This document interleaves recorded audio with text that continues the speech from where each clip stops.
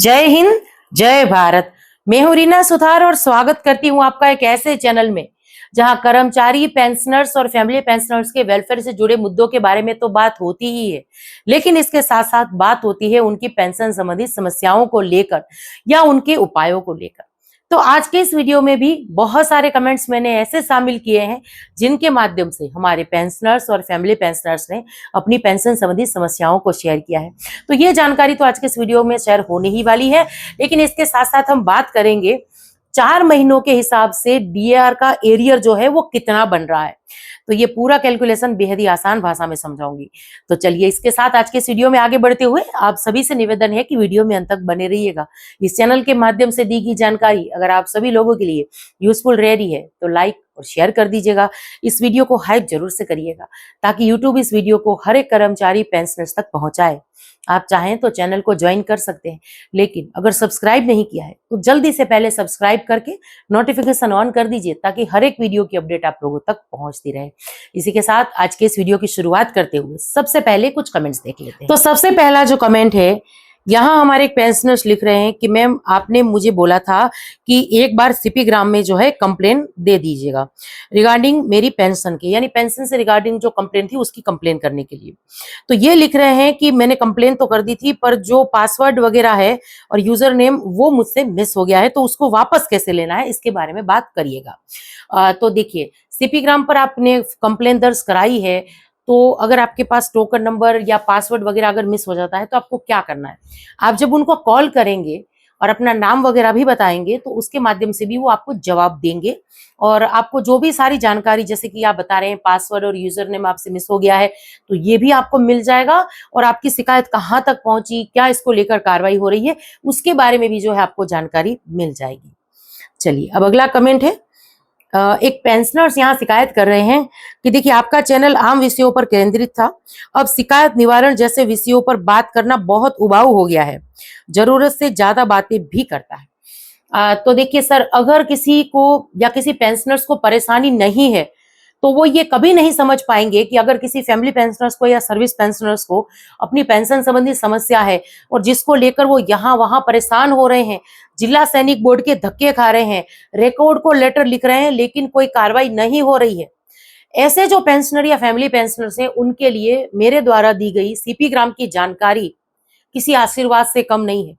अगर इस चैनल के माध्यम से जो मैं प्रयास करती हूँ कि हमारे किसी भी पेंशनर्स भाई को या मेरी फैमिली पेंशनर्स बहनों को अगर पेंशन संबंधित कोई समस्या है तो उनमें मैं कैसे ज्यादा से ज्यादा मदद कर पाऊं, अगर आपको ये सारा उबाऊ लगता है तो इसमें मैं कुछ भी नहीं कर सकती हूँ।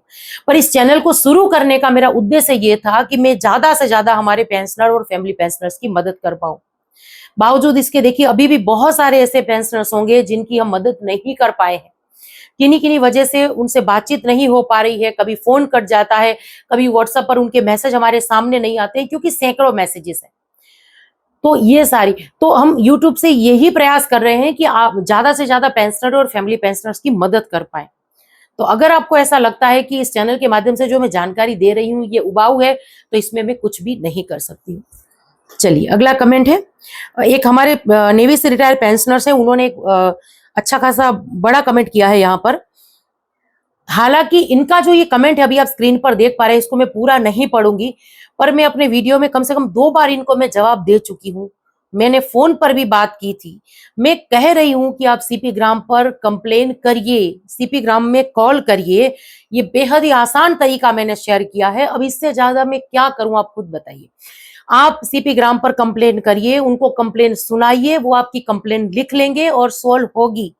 अगर कोई डिसेबल्ड पेंशनर्स भी है ना, जो डिसेबिलिटी आया है, जो वो भी घर बैठे अपनी कंप्लेन जो है सीपी ग्राम के थ्रू रिकॉर्ड तक पहुंचा पा रहे हैं, लेकिन आपको कॉल तो करना पड़ेगा। और आप अगर ये कहेंगे कि देखिए मैं मदद नहीं कर रही हूं, तो आप फिर कॉल करिए, मैं आपकी बात सीपी ग्राम पर करवा दूंगी। इससे ज्यादा मैं क्या कर पाऊंगी आप बताइए। लेकिन अगर बहुत सारे ऐसे पेंशनर्स हैं जिनको मुझे बोलने की भी जरूरत नहीं पड़ती कि उनको क्या कार्रवाई करनी है, कैसे, एक वीडियो को देख के वो खुद इसको लेकर जो है कार्रवाई करते हैं, सीपी ग्राम के थ्रू अपना जो परेशानी है उसको रिकॉर्ड तक पहुंचा रहे हैं, पीसीडीएस पर्स तक पहुंचा रहे हैं और उनका निवारण भी हो रहा है। तो आप कंप्लेन तो करिए, फोन तो करिए कम से कम सीपी ग्राम पर, ये सबसे आसान तरीका है। या इससे ज्यादा मैं यही कर सकती हूँ कि देखिए आप मुझे फिर से कॉल करिए, क्योंकि कई बार व्हाट्सएप पर ऐसे मैसेज होते हैं जिनका मैं रिप्लाई नहीं दे पाती हूँ। कभी समय की कमी होती है, कभी हम भूल भी जाते हैं। तो इस बात का आप भी ध्यान रखिए, फिर से 1-2 बार कॉल करिए ताकि इसके बारे में हम बात कर पाए। चलिए अगला कमेंट है, एक लिख रहे हैं कि मैम मेरे को OROP 3 नहीं मिला है, क्या करूं? सीपी ग्राम पर कंप्लेन करिए, उनको बताइए कि मुझे OROP 3 लागू है लेकिन नहीं मिला है। वो कंप्लेन खुद दर्ज कर देंगे और इसको लेकर खुद ब खुद कार्रवाई हो जाएगी। जो भी पैसा है आपके खातों में आ जाएगा।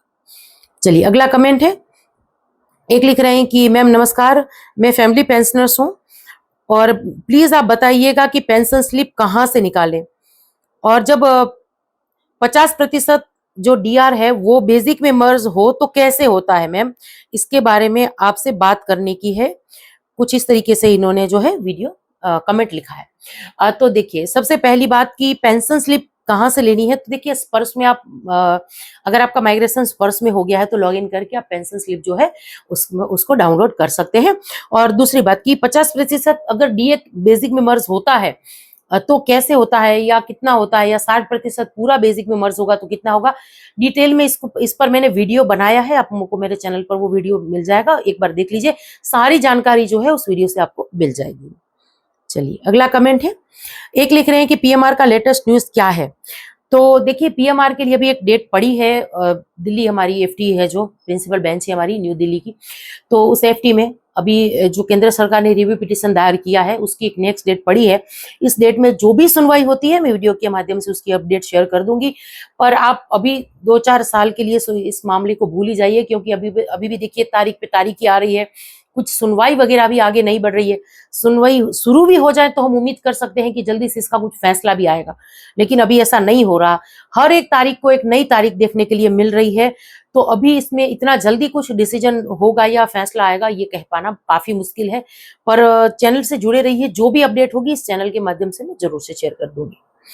चलिए अगला कमेंट है, एक लिख रहे हैं कि मैडम जी नमस्कार, मैं नायक अजय कुमार 22 साल नौकरी करके 2005 में पेंशन आया हूँ। देखिए सर, अगर आपने 22 साल सर्विस की है और 2005 में रिटायर होकर आए हैं, नायक रैंक की पेंशन आ रही है, तो एसीपी के लिए जल्दी से कंप्लेन दर्ज करा दीजिए ताकि इसको लेकर कार्रवाई हो सके और आपको हवलदार की जो है एसीपी मिल जाए और नेक्स्ट रैंक का पेंशन जरूर से मिलेगा। चलिए अगला कमेंट है, एक लिख रहे हैं कि 18 महीनों का एरियर जो है वो कब मिलेगा। देखिए 18 महीनों का डीएडीआर का एरियर जो है उसको लेकर अभी केंद्र सरकार ने कोई भी डिसीजन नहीं लिया है।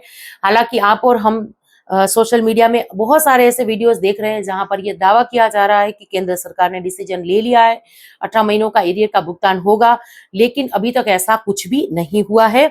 तो वेट करिए, जब केंद्र सरकार इसको लेकर डिसीजन लेगी तब हमें सबको पता चल जाएगा और वीडियो के माध्यम से मैं उसकी जानकारी जो है शेयर जरूर से कर दूंगी। अब सबसे आखिर में इस कमेंट्स का जवाब देख लेते हैं। एक लिख रहे हैं कि मैम 2% के हिसाब से कितना पैसा मिलेगा इसके बारे में बताइए। 18,000 जो है बेसिक है, तो एरियर वगैरह कितना बढ़ेगा या हर महीने पेंशन में बढ़ोतरी कितनी होगी ये भी चलिए देख लेते हैं। देखिए बेसिक कैलकुलेशन और अमाउंट कितना बन रहा है ये बेहद ही सिंपल भाषा में मैंने यहाँ पर लिख दिया है। जब 58% के हिसाब से हमें महंगाई भत्ता या महंगाई राहत मिल रही थी, तो उसमें देखिए 18,000 के हिसाब से इन्होंने कैलकुलेशन करने के लिए कहा है। 18,000 बेसिक थी, तो उसका जब 58% के हिसाब से डीआर उसमें जोड़ रहे थे तो 10,440 रुपए का अमाउंट हमें मिल रहा था।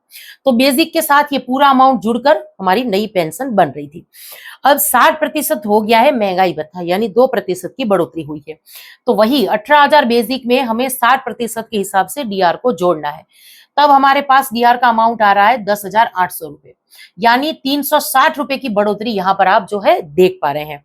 तो उसी के हिसाब से यानी ये 360 रुपए की हर महीने जो बढ़ोतरी हुई है उसको अगर 4 महीनों के हिसाब से देखें तो 1440 रुपए का एरियर बन रहा है, अगर ये एरियर मई में आएगा तो।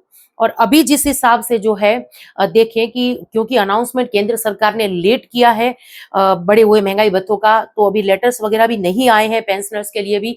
तो ये सब कुछ देखते हुए ये उम्मीद की जा रही है कि ये जो एरियर है हमें मई महीने में देखने के लिए मिलेगा और इसी के साथ हमारी जो बढ़ी हुई पेंशन है वो मई महीने की आएगी।